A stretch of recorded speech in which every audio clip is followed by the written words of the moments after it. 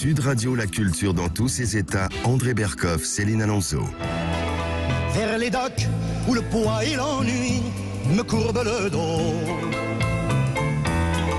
Ils arrivent le ventre alourdi de fruits, les bateaux. Ils viennent du bout du monde apportant avec eux des idées vagabondes, reflets de ciel bleu, de mirages. Traînant un parfum poivré de pays inconnus et d'éternels étés où l'on vit presque nu sur les plages. Emmenez-moi au bout de la terre, emmenez-moi au pays des merveilles. Il me semble que la misère serait moins pénible au soleil. Et oui, eh bien aujourd'hui sur Sud Radio, nous allons vous emmener, André Berkoff, au bout du monde avec Philippe Glohagen, qui est le fameux fondateur du Guide du Routard, qui fête cette année ses 50 ans, André. Philippe Glohagen, il faut le dire, est au voyage ce gourou. Et à Combalusier, Otis, Épifre et Barbès à Rochechouart. Non mais c'est vrai, qui aujourd'hui peut parler voyage sans parler du Guide du Routard? C'est vrai, c'est une aventure extraordinaire. Comme vous dites, 50 ans, c'est quand même, ce n'est pas rien. Et ça a été, son fondateur est là. Première édition en 73, et moi, je veux dire, je suis de la génération qui est connue la route. C'était après 68, c'était On the Road Again, Jacques Kerouac et compagnie. 55 millions d'exemplaires, vous l'avez dit, Céline, vendus depuis sa création. 120 000 adresses répertoriées, 150 voyages proposés chaque année, presque 3 générations de lecteurs, c'est vrai. Raconte, grand-père raconte, et il dit lisez le Guide du Routard. Voilà, c'est là, et ça va partout, vraiment. Et puis alors là, un très bel album, je le montre aux auditeurs sur YouTube, les 50 voyages à faire dans sa vie. Voilà, 50 voyages à faire dans sa vie. Ça vient de paraître chez Hachette, et 50 voyages, c'est vrai qu'on en a fait, on en parlera encore. Alors Céline, voilà, Patagonie, Cambodge, Chili, anywhere out of this world, comme disait Baudelaire. Et oui, alors reste avec nous sur Sud Radio. Si vous voulez connaître tous les plus beaux voyages que vous devez faire dans votre vie, on va vous emmener effectivement à la découverte de la planète avec Philippe Glohagen. Et sachez que le plus beau voyage, c'est celui qu'on n'a pas encore fait. Alors, absolument. On va en faire. Et on va raconter cette entreprise extraordinaire aussi, cette aventure du Guide du Routard, parce que quand on dit qu'il n'y a pas d'esprit d'entreprise ici, si on veut, on peut, et c'est un très bon exemple. Et oui, la formidable épopée du Guide du Routard, c'est dans un instant sur Sud Radio, alors restez avec nous. Sud Radio, la culture dans tous ses états. André Berkoff, Céline Alonso. Voyage, voyage, loin de l'ennui et le jour. Voyage, dans l'espace inouï de l'amour. Eh bien aujourd'hui sur Sud Radio, nous allons voyager avec un éternel globe-trotteur qui a fondé le Guide du Routard il y a 50 ans, André Berkoff, Philippe Glohagen. Bonjour. Alors pour fêter cet anniversaire, vous publiez un très beau livre, un livre collector chez Hachette qui s'intitule Les 50 voyages à faire dans sa vie. Le choix a dû être cornélien, non? Vous qui avez voyagé depuis l'âge de 20 ans. Oui, mais il suffit d'appliquer la démocratie, c'est-à-dire que j'ai dit à l'ensemble de mes équipes, choisissez 3 de vos plus beaux voyages, vous qui travaillez depuis 15-20 ans au Routard, et j'ai eu sur 80 personnes donc un tas de propositions, et celles qui sont revenues le plus souvent, on les a sélectionnées pour en faire effectivement ce bijou. D'ailleurs, il est en réimpression maintenant. Un très beau livre de 2,8 kg. Je le remonte, 2,8 kg. Les 50. Je fais mon sport en faisant des haltères avec les 50. Voilà. C'est un excellent sport. Et si vous voulez pas le lire, prenez-le pour les haltères, l'exercice. Voilà. Ah oui, non, c'est un vrai bijou ce livre. Voilà. J'ai eu un vrai plaisir à le lire en tout cas. Et c'est une découverte sincère des voyages parfois connus, parfois beaucoup moins. Et donc, c'est un peu l'essence de sur 1500 voyages qui ont été effectués depuis la 1500. création du Alors, C'est Routard. impressionnant, alors juste, ouais. on va parler bien longuement avec Céline Alonso de la création et des développements du guide du Routard. Il y a beaucoup de choses à dire. Mais Philippe Glohagen, au fond, quand vous dites les meilleurs, sur quels critères se base, en fait, quels sont les critères que vous et vos collaborateurs pour les voyages? C'est en fonction de, essayer d'avoir le maximum de destinations possibles. Quels sont les critères qui rentrent? Pour sélectionner et choisir un nouveau guide, par exemple, Voilà. il n'y en a qu'un seul, c'est le cri du cœur. Il n'y a pas de marketing, on y va parce que ça nous plaît. Si ça ne nous plaît pas, on ne le fait pas. Je vais vous dire, écrire un guide du Routard, c'est plus long que de faire un enfant. Je crois que les enfants, c'est à peu près 9 mois, si je me souviens bien. Normalement, oui, c'est ça. Oui. Eh bien, un Routard, c'est 12 mois. Et on ne peut pas tenir et éditer un guide, qu'on fait d'ailleurs à plusieurs, généralement il y a 4 ou 5 collaborateurs, si on n'y croit pas. Il faut y croire pour faire les enfants, il faut y croire pour éditer un guide du Routard. Donc vraiment, on a envie d'y aller, on Ouais. a envie de le faire, on a envie C'est de... le cri voilà. du cœur. Et si je n'ai pas une équipe d'au moins 4 personnes, on ne le fait pas. On ne le fait pas. Alors restons en Europe et parmi les 50 plus beaux voyages que vous conseillez à faire dans sa vie, il y a notamment le Péloponnèse, Philippe Glohagen. Oui, alors ça me fait plaisir que vous en parliez, parce que le Péloponnèse, il y a un grand raffut de la Grèce, et c'est mérité, c'est un pays exceptionnel, mais la plupart des touristes vont dans les îles grecques. Or, les îles grecques ont des inconvénients. C'est réduit, il y a moins d'adresses, donc ça coûte plus cher. Et l'été, vous avez le Meltem, vous avez les tempêtes du sud qui vont vers le nord. Et si vous prenez un bateau, eh bien vous pouvez être bloqué plusieurs jours sur votre île et louper l'avion de retour. Ah oui. Et c'est pour ça que dans le guide du Routard, on conseille le Péloponnèse, donc qui est la partie sud de la Grèce, que l'on fait en voiture généralement, ou si vous êtes un peu fauché en autobus, de l'aéroport d'Athènes, autoroute, première étape, le canal de Corinthe. Eh Et oui. vous voyez cette tranche coupée à la scie, pratiquement, c'est magnifique, Ouais, c'est 60 mètres de profondeur, et qui coupe complètement la montagne. Et vous voyez les bateaux de croisière qui passent dans ce chenal ultra réduit. Vous continuez, tout de suite vous tombez sur Épidore. Épidore, donc le grand théâtre avec le premier hôpital d'Esculape. Hein, le premier était juste là. Donc les fondements de la médecine. Je signale qu'à l'époque, ils ne pratiquaient pas le numerus clausus. Oui, Et oui, parce que c'est vrai que dans le Péloponnèse, en fait, c'est là où il y a la plupart des sites antiques de la Grèce. Hein, c'est ça, ouais. Absolument, c'est pas dans les îles grecques, puisque plus loin, à quelques kilomètres d'Épidore, vous tombez sur Mycène, qui est une grande civilisation. Ah oui. Vous redescendez et vous longez cette route qui est au bord de la mer. Donc vous pouvez vous baigner aussi, vous visitez, vous cultivez un petit peu. Et c'est des vacances, et vous pouvez profiter de la mer qui est en face avec des petits bistrots. Et oui, il y a aussi cette sublime que j'ai déjà visitée, la sublime cité de Monemvasia. C'est ça, qui est Monemvasia. sublime, ouais. Eh bien, écoutez, vraiment, vous pouvez travailler bientôt pour le Routard. Monemvasia qui a été créé par des croisés qui venaient de Normandie. Et c'est une sorte de Mont-Saint-Michel, tout au sud du Péloponnèse, face à la mer. Construction, ça n'a jamais été abîmé. Et donc, cette ville fortifiée est intacte. Vous continuez par le Magne, qui est une petite région parmi les plus respectées. L'une des plus belles. Les plus belles, avec des grandes tours qui protégeaient des invasions. Et vous remontez Olympie. Alors, Olympie, mais quittons un peu la Grèce, parce qu'on pourrait passer 3 heures sur la Grèce, c'est vrai. Et allons vers... l'Andalousie, André Berkoff, et notamment Séville, Cordoue, Grenade et bien entendu Cadix. La belle de Cadix a des yeux de velours. Ça part. La belle de Cadix vous invite à l'amour. Et oui, Cadix, c'est la plus... Aïe, aïe, aïe, Aïe, aïe, faut pas oublier aïe. l'essentiel. Et Cadix, Alors, qu'est-ce qu'il a alors, Cadix, c'est la l'Espagne plus ancienne ville d'Occident, Philippe Glohagen.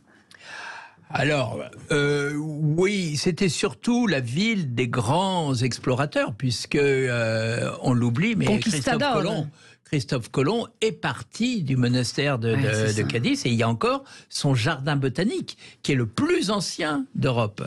Et donc, c'est quelque chose qui a été très fort pour toute la conquête et la découverte de l'Inde. On disait Las Indios. Et donc, c'était pour éviter de contourner l'Afrique, et on s'est rendu compte, en fait, Christophe Colomb était le seul à ne pas le savoir, c'est qu'il avait découvert un nouveau continent, c'était l'Amérique.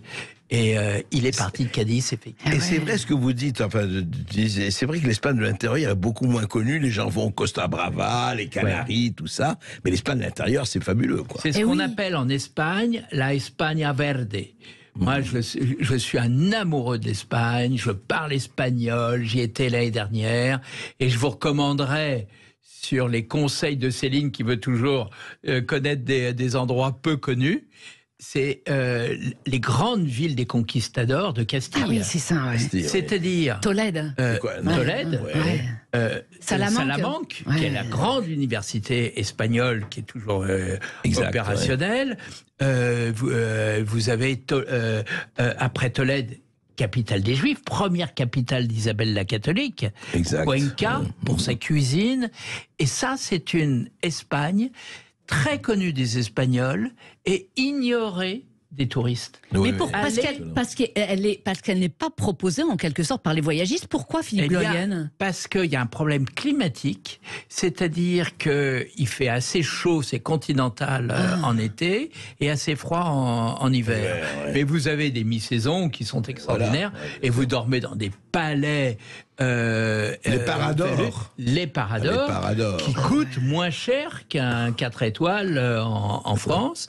Et dans les Paradors, qui sont souvent des palais du XVIe siècle, comme à Saint-Jacques-de-Compostelle, eh bien, vous vivez dans l'ambiance d'autrefois, en tout cas celle qui a 4 siècles en arrière. C'est fabuleux, ça. Alors partons maintenant au Maroc, parce que c'est un pays qui vous tient à cœur, Philippe Gloaguen. Et dans votre livre, vous proposez effectivement donc de nombreux circuits, notamment un circuit pour visiter donc toutes les cités impériales du nord du Maroc. Et ce circuit commence à partir de Fès. Oui, et je vais vous donner un scoop pour André Céline de Sud Radio. Le Maroc, j'y vais souvent parce que pour la première fois, nous allons tourner un film avec les scénaristes. Un film, un document, un documentaire. Une aventure. Film de fiction. Une fiction avec une sorte d'Indiana Jones écrit par les scénaristes du prochain Astérix de Guillaume Canet et le jeune aventurier, le rédacteur du Guide du Routard. Bien entendu, il lui arrive plein d'histoires, plein de galères, des voleurs, une petite histoire d'amour et dans des paysages extraordinaires, notamment les villes impériales. Magnifique, je peux vous donner le nom du héros. Il va s'appeler Gloaguen Jones, le petit-neveu d'Indiana. Non, parce qu'effectivement, il faut préciser que au Maroc, notamment à Ouarzazate, qui est la capitale marocaine du cinéma, il y a beaucoup de films qui y sont tournés. Je pense que le vôtre va se tourner par là aussi, bien non ? Entendu. Oui. Elle connaît les secrets du cinéma. C'est qu'il y a les studios Atlas à Ouarzazate. Donc ça évite, on peut tourner dans des endroits absolument magnifiques, avec des techniciens, avec du matériel, sans avoir à tout faire venir de France. Et visiter l'Atlas et l'anti-Atlas au Maroc et dormir dans le désert, ça c'est une belle aventure à faire une fois dans sa vie, Philippe Gloaguen. Alors changeons à présent de continent et partons notamment au Cambodge. En 1992, vous avez été le premier journaliste à y être invité par l'ONU. Quel souvenir en gardez-vous ? Alors, un souvenir terrible, parce que le Cambodge était un protectorat français, et moi, dans ma thèse personnelle, je sais que la grande responsabilité du gouvernement français, qui a ouvert d'ailleurs l'ambassade au Khmer Rouge, et donc les 300 réfugiés qui étaient des réfugiés politiques ont été tués très rapidement, et on l'oublie. C'était avril 75, donc en plein quand les Khmer Rouges sont arrivés. Quand ils sont arrivés, Pol Pot, ouais. c'était Giscard. Oui, Et c'était Giscard, c'était sous Giscard, alors que Sihanouk, lui, le roi un peu dingo, était avec des starlettes sur la Côte d'Azur et avec son guide Michelin. Si, vous savez que c'est un dieu vivant, s'il était revenu à cette époque, contraint par la France, moi je sais pour Pensez que ça se serait arrêté. Ce serait arrêté tout de suite, parce que quand le roi arrive, eh bien on n'a qu'une seule chose à faire, on se met à genoux et on lui baise les pieds. Et évidemment, les Khmers rouges auraient fait la même chose. Il n'est pas venu, il n'a pas été contraint par la politique française. Ouais. Et résultat, ça a été un génocide, 1 700 000. Et pourquoi j'ai un peu mon cœur. Ça représentait à l'époque 20% de la population cambodgienne, André Berkoff. Au moins. Et pourquoi j'ai laissé un peu de mon cœur au Cambodge, c'est que j'ai en tant que Français une dette vis-à-vis de ce pays, et avec des amis et ma femme, on a ouvert une école hôtelière pour les enfants des rues à Angkor, qui s'appelle Salabai, et la semaine prochaine, on fête les 20 ans de Salabai à Paris, avec tous nos amis de l'époque, tous les directeurs de l'époque, et elle fonctionne encore, et on s'occupe de 120 gamins à qui on leur donne... Comme quoi le guide du routard a eu vraiment... le pavé dans la mare est devenu plusieurs pavés dans plusieurs mares, et c'est très bien fait, ça. Et c'est grâce aux droits d'auteur qu'on a pu se payer c'est ça, extraordinaire. avec d'autres dons privés, bien sûr. Et oui, puis à chaque enfant, vous vous engagez vraiment à leur trouver un emploi à la sortie de cette école. C'est ça qui est extraordinaire. C'est la seule école que je connaisse où l'école s'engage à trouver un boulot. Si vous faites Polytechnique, André, et vu votre talent, ce ne sera pas compliqué, eh bien vous devez vous débrouiller pour trouver un boulot. Pas à Salabai. Alors, parlons du Cambodge, de la visite de ce pays qui est extraordinaire.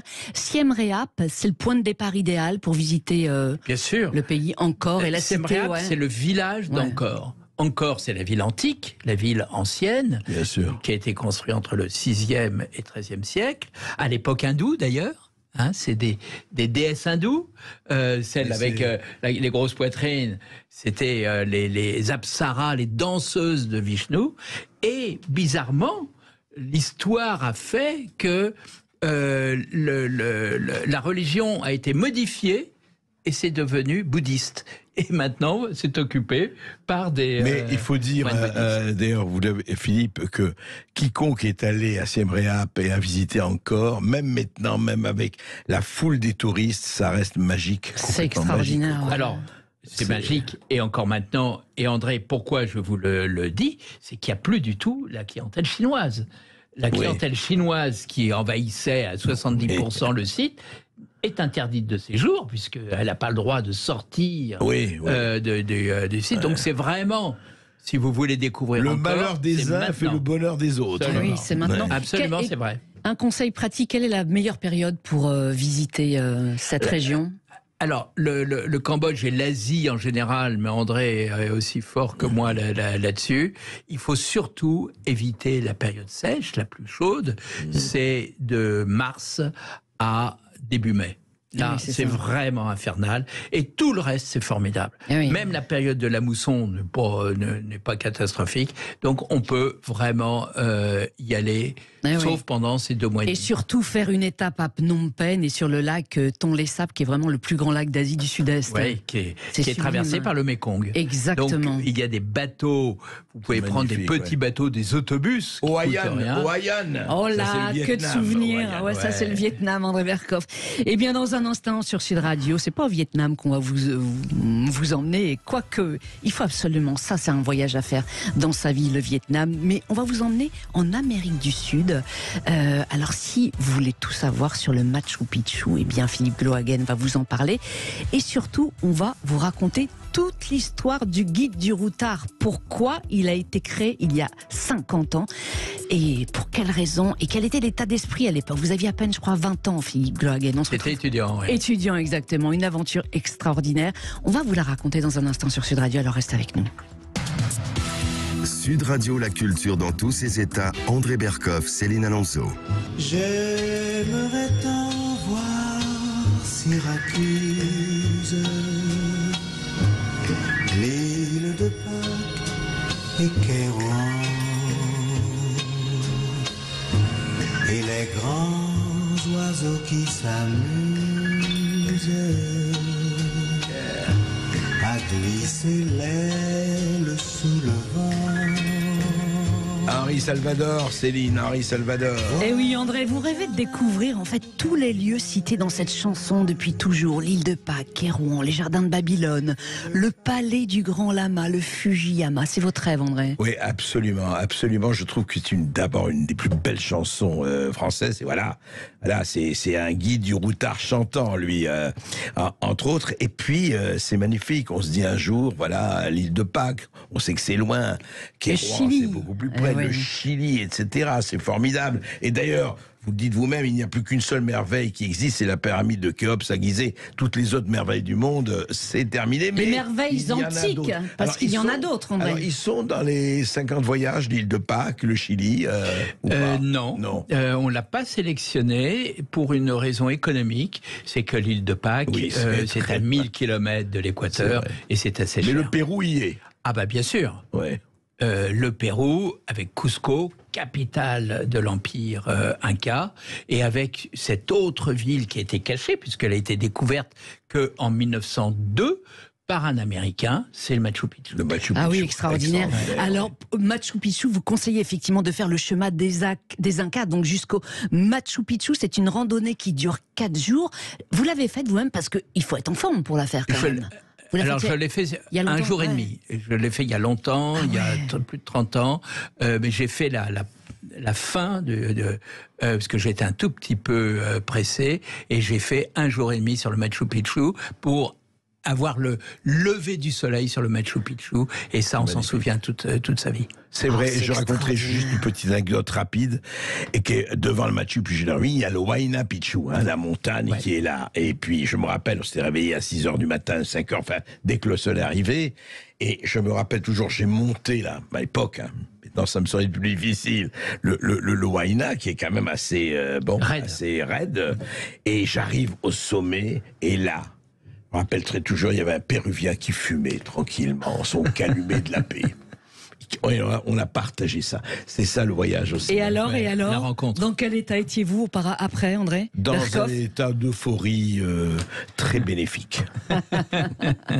Et le périple que vous proposez alors se termine par 2 jours aux alentours du lac Titicaca. Oui, parce que c'est un peu la fin, où il y avait beaucoup d'Indiens qui étaient réfugiés sur des îles flottantes. C'est des îles qui sont construites à même les herbes où on cultive, et donc c'est une population qui est là depuis plus de 1200 ans. Et ils sont toujours là, ce sont les Huros. Ah, c'est depuis extraordinaire. 1200 ans, plus de 1200 ans. Ils habitent là parce qu'ils sont protégés de l'extérieur, puisque les gens qui voulaient envahir ces îles ont du mal à marcher sur ces îles, puisqu'on s'enfonce tout de suite. Il y a une technique pour marcher sur ces îles flottantes, parce que sinon on peut vraiment s'enfoncer dans la base. Ah ouais. C'est un très beau voyage à faire effectivement une fois dans sa vie, parce que ça coûte quand même assez cher ce type de voyage, Philippe. Oui, mais bon, dans le guide du routard, il y a beaucoup la France, il y a l'Espagne, l'Italie, des endroits beaucoup plus abordables, et ce qui fait, je vais être très sincère, 70% des voyages de nos lecteurs. Oui, c'est ça. Alors Philippe Bloaguen, effectivement, vous voyagez depuis plus de 50 ans. Votre premier voyage, c'est en 1970 sur la route des Indes, pendant 10 semaines. Et vous êtes parti à l'époque en autostop depuis Paris. C'est vrai qu'à l'époque, prendre l'avion, c'était un luxe. Oui, il faut que vous sachiez, Céline, que prendre l'avion en 1960, c'était, en avion, le prix d'une voiture neuve.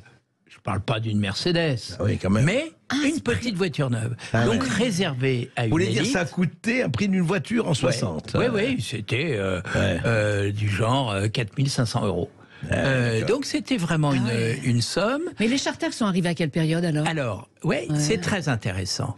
Les charters sont arrivés en Europe en 67, création de nouvelles frontières, mais interdits en À Paris. France. Ah oui, c'est ça. Et donc on prenait, souvenez-vous, Oui. Bruxelles, André, le bus pour aller à Bruxelles Ouais, c'est ça. ou à Bâle en Suisse.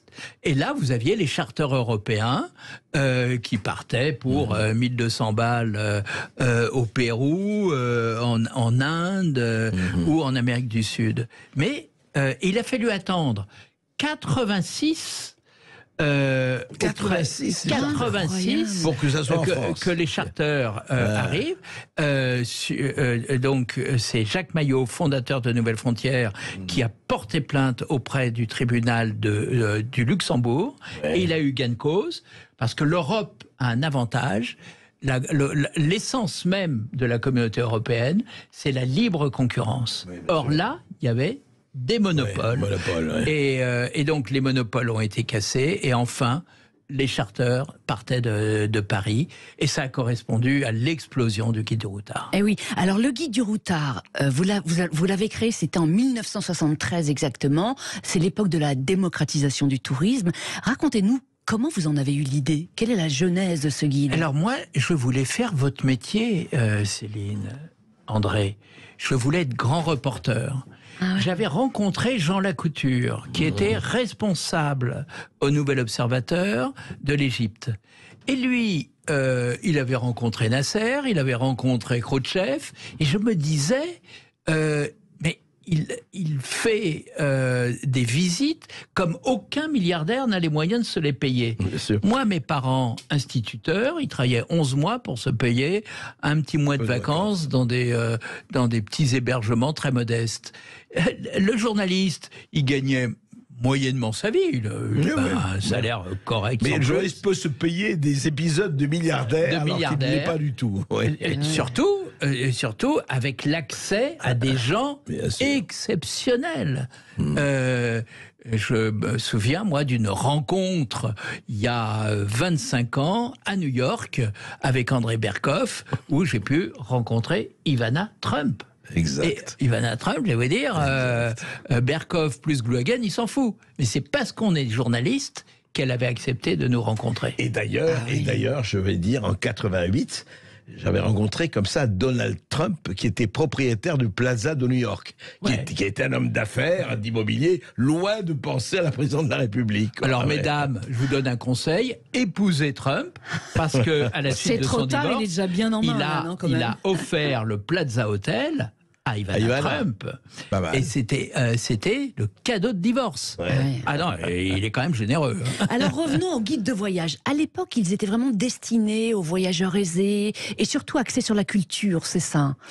Alors, la grande période, disons, des guides bleus, qui étaient un peu les fondateurs du guide de voyage, puisque le premier guide bleu date de 1854, c'était des itinéraires à pied dans la montagne. C'était la grande période romantique.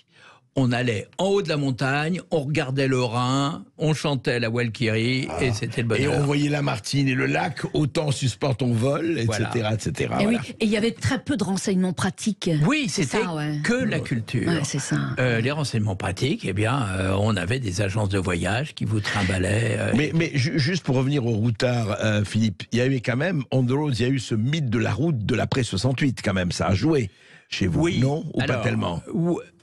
Alors, oui et non. Oui. Moi, j'étais pas politisé, j'avais 16 ans Oui. quand j'ai Non, commencé. Les charters partaient de Bruxelles, et bien on avait tout simplement envie de découvrir le monde. Alors effectivement, après 68, souvenez-vous, l'Assemblée nationale est liquidée. Et il y a une assemblée gaulliste Constituante, qui est qui se met élue en place, oui. et qui est ultra à droite, un peu contre le rêve et la 68 mythologie arts, ouais. des 68 arts. Donc il y a effectivement une population jeune qui va essayer de découvrir l'Asie, déçue par la fin un peu tragique de mai 68. Cohn-Bendit avait disparu, c'était fini. Nous, on n'était pas dans ce trip-là, on voulait tout simplement voyager, rencontrer des gens, on savait que plus on partait loin, moins c'était cher. C'était ça, le guide du routard. Et le premier guide, alors, ressemblait à quoi? Eh bien, même format que le guide du routard traditionnel. C'était pas la même couverture, mais il y avait 21 destinations. Donc, il y avait l'idée, mais il n'y avait pas du tout les moyens. C'était un guide écrit par des copains. Je vous donne un seul exemple. New York, on le traitait en 3 pages. On n'avait même pas le Plaza Hotel. Hein. Et ce qui est incroyable, c'est qu'à l'époque, 19 maisons d'édition ont refusé votre guide. Oui, parce que, alors ça a été terrible pour beaucoup d'éditeurs de l'époque. Heureusement, ils ont changé de mentalité. Ils se disaient, mais ça sent mai 68, ça sent le hashish, mais c'est complètement faux. Moi, j'ai fait une grande école, j'ai passé mon bac à 16 ans avec mention, j'étais le meilleur élève du coin, j'avais tout simplement soif de découverte. Ah oui, c'est ça. Et je tiens à dire que vraiment le seul hashish qu'il a jamais connu, c'est le hashish parmentier. Donc, faut pas prendre Philippe Glohagen pour ce qu'il n'est pas. Hein. Philippe Glohagen, en 50 ans de voyage, vous avez quand même vécu des situations parfois périlleuses. Quelles sont celles qui vous ont le plus marqué? Racontez-nous. Oui, c'est toujours compliqué, ça s'appelle l'aventure. Eh oui. Un exemple, au Mali, on dénonçait une agence de voyage qui s'appelle la SMERT, qui appartenait à la sœur du dictateur de l'époque. Il avait le monopole, cette agence avait le monopole sur la visite du pays d'Ogon. Dans le routard, on l'appelait la SMERD. Et le hasard... Quand je vais dans l'agence vérifier les tarifs, le directeur de la SMERD me reconnaît. Alors là, ça a été terrible, il a appelé les flics. Heureusement, j'étais avec un ami libraire qui avait de l'argent liquide. Et aussitôt, on a pris un taxi et on lui a donné une fortune pour qu'il fasse, on était à Mopti, les 500 km pour aller à Bamako, de nuit, pour prendre l'avion et partir. Vous auriez pu finir en prison, sinon, j'imagine. Oui, hein, là, ouais. C'était la prison. On a eu des galères comme ça, mais n'oublions pas que le gros de l'histoire du routard, et même pour mes collaborateurs et amis, ce sont que des bons souvenirs, c'est des rencontres, c'est des choses inouïes, où je rencontre un jour en autostop, une voiture s'arrête, une superbe Jaguar. Le type adorable, très classe, il me dit, moi je m'occupe de musique, si vous voulez, cette nuit, j'enregistre à Londres un disque, venez, je vous invite. Et nous, on voulait absolument aller en Écosse, comme quoi on peut être bête. Et le type me donne sa carte de visite en partant. C'était Brian Epstein, qui était le producteur des Beatles. Et j'ai loupé le tournage et l'enregistrement de Revolver. Ah, c'est fou ça. Ouais. Incroyable. Voilà, donc c'est toujours des folies, des rencontres, et c'est la matière à des choses surprenantes qui vous arrivent moins lorsque vous restez chez vous. Et pour vous dire, Céline, moi je veux dire, parce qu'on a tous des égos qui sont flattés, j'étais très flatté dans mon égo quand on disait, tu sais, on a pris le guide du routard, il y avait des citations de toi. Oui. Ouais. Et non, vrai. je dis ça parce que c'est vrai que c'est touche quoi. Tu dis tiens, et des gens m'avaient dit mais tu sais on est allé là-bas et ils te citent dans un truc. Non, parce que André Berkoff, la vérité, il faut faire une émission là-dessus. Il est pas si jeune, mais nous ça fait 40 ans qu'on le lit, depuis Philippe de Comines. Oui, et André est un grand voyageur aussi. Voilà. Alors pour revenir à ça, le succès a été presque immédiat ou pas, Philippe? Alors, le début a été un tout petit peu compliqué. Et puis vous avez été chez Hachette au bout et de 2 après, ans. 75 chez Hachette. Ouais. Et eux, chez Hachette, ce qui les intéressait, c'était pas un guide du routard, c'était une collection. Parce qu'ils éditaient les guides bleus et ils savaient qu'avec l'arrivée des charters, il fallait s'adresser à une nouvelle population de jeunes, un peu désargentés, qui avaient besoin d'adresses pour aller sur place. Il n'y avait pas d'agence de voyage, on prenait que des vols secs, c'est-à-dire le billet d'avion et après et on se débrouillait là-bas sur place. Ouais. Et ça, c'était le propos du guide du routard, parce que le secret du guide du routard, ça se résume en un mot, la liberté. C'est-à-dire que la grande différence sur le guide du routard, effectivement, c'est le voyage pas cher, c'est la rencontre, c'est tout ce que vous voulez, mais le fond du fond, c'est le voyage en liberté. Qui a inventé ce mot routard?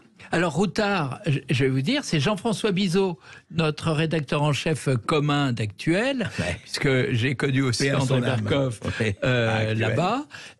Il savait jamais mon nom.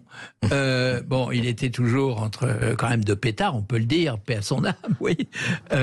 Et il m'appelait le routard. Et quand il a fallu créer un nom, eh bien, j'ai pensé au guide du routard. Joli. Et En donc, tout cas, alors, juste pour rester sur Hachette 2 secondes, donc c'est parti très vite. Non, je reviens à ma question. Avec Hachette, c'est parti très vite. C'est-à-dire que vous faisiez combien, par exemple, dans les années 70, 75, 80, vous faisiez combien d'exemplaires? André, c'est simple. En 75, première édition Hachette, 52 000. Chaque année, on augmentait de 20 à 25%. Mais il y a eu... Chaque année. Chaque année. Et on a eu des sautes. Par exemple, le contrôle d'échange de 83, Mitterrand interdit aux Français de partir avec plus de 5 000 francs en poche.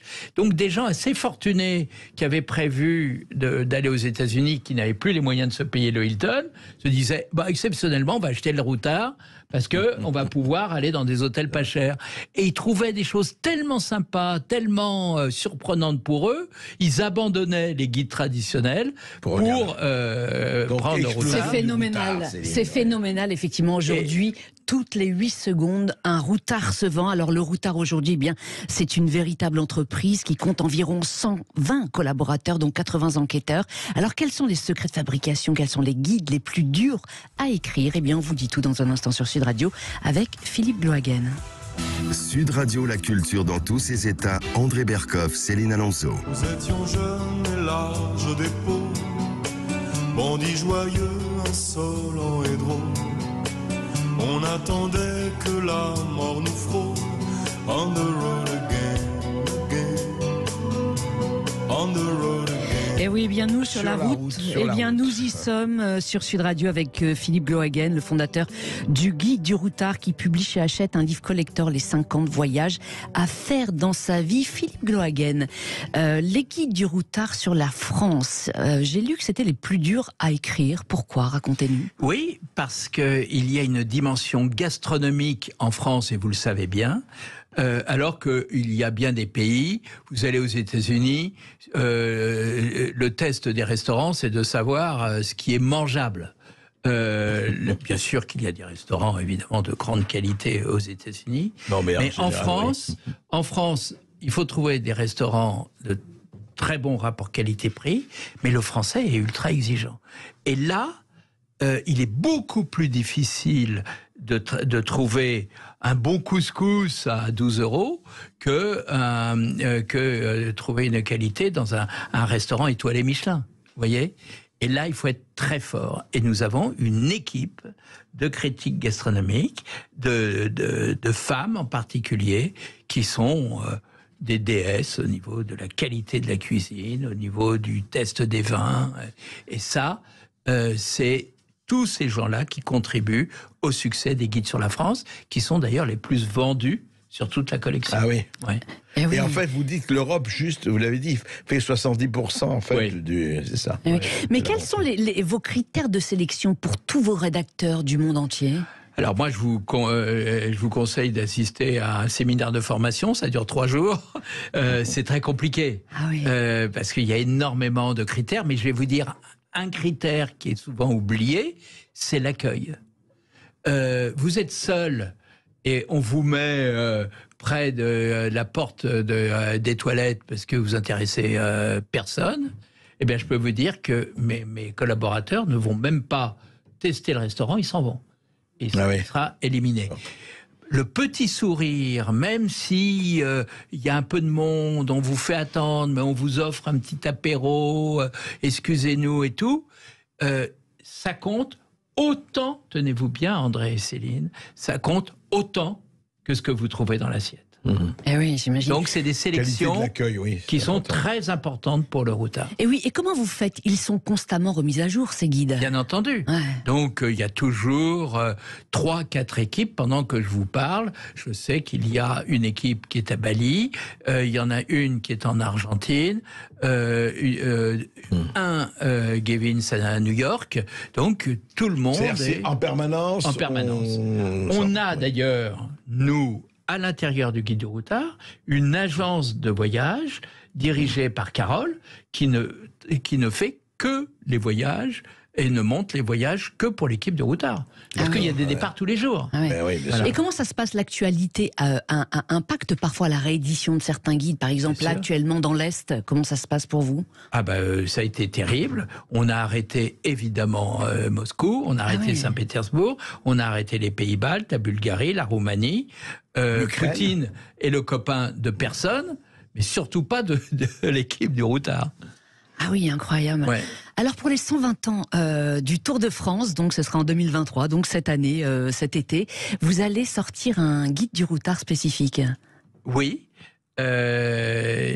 Grâce à Michel-Édouard Leclerc qui a su que les 120 ans du Tour de France correspondaient aussi aux 50 ans du Guide du routard, et il nous a demandé de faire un petit opuscule assez formidable, dont je suis très fier, sur l'histoire du Tour de France, les aventures qu'il y a eu qui sont dingues, et où on met en valeur aussi le maillot à pois, qui est le maillot financé par Leclerc, qui est, Leclerc. vous le savez, le maillot du meilleur grimpeur. C'est ça. Et Ah ouais, Dieu c'est sait s'il y en a eu les Bahamontes, les Charlie Gaulle, etc. Voilà. Ouais, Et c'est- Bobet, et Robic, ouais. des grands noms. Et Coblet, et Kubler, etc. Ouais. Eh oui. Donc le guide du routard, Tour de France, ça et oui. continue, Et hein, oui. plus que jamais. Et cette année, ce sera effectivement la 10e édition du Tour de France. C'est les 120 ans, mais la 110e édition seulement. 110e, oui. Et oui, exactement. Quelles sont les régions de France et du monde qui ne sont pas aujourd'hui couvertes par le routard? Il y en a beaucoup, plein. j'imagine, ouais. D'abord, il faut qu'il y ait une demande, parce que ça coûte très cher d'éditer un Mais guide quand vous dites routard. une demande, comment vous la... Demande des lecteurs, oui. Oui, On mais reçoit- comment vous la... Ah, d'accord. on reçoit 25 000 lettres et mails par an. Donc, j'ai pas besoin de faire d'études de Ah, marketing. oui. On sait tout de suite ce que veulent les gens. Et il n'y a pas de demande, par exemple, sur la Mongolie, c'est très difficile d'accès. L'hébergement Corée est du très Nord, est-ce qu'on vous compliqué. demande la Corée du Nord? Non, la Non. Corée du Nord n'est pas prévue, vous voyez. Ouais. Pour une raison d'ailleurs politique. C'est-à-dire que nous, pour bien faire notre travail, mes rédacteurs doivent voyager en toute liberté. Corée du Nord, vous le savez, Difficile. c'est impossible. Donc, on n'y va même pas. Mais il y a encore est-ce qu'il y a beaucoup de pays encore? Alors, quels sont les pays que vous avez envie de faire? Je parle guide du routard. Eh bien, dans 3 Que semaines, vous n'avez pas fait, oui. dans 3 semaines, je pars en Arabie Saoudite, à Lula. Figurez-vous qu'il y a un tour de vélo, une course de vélo, donc dans le sud de l'Arabie Saoudite, organisée par ASO, les gens du Tour de France. C'est marrant de les trouver là-bas.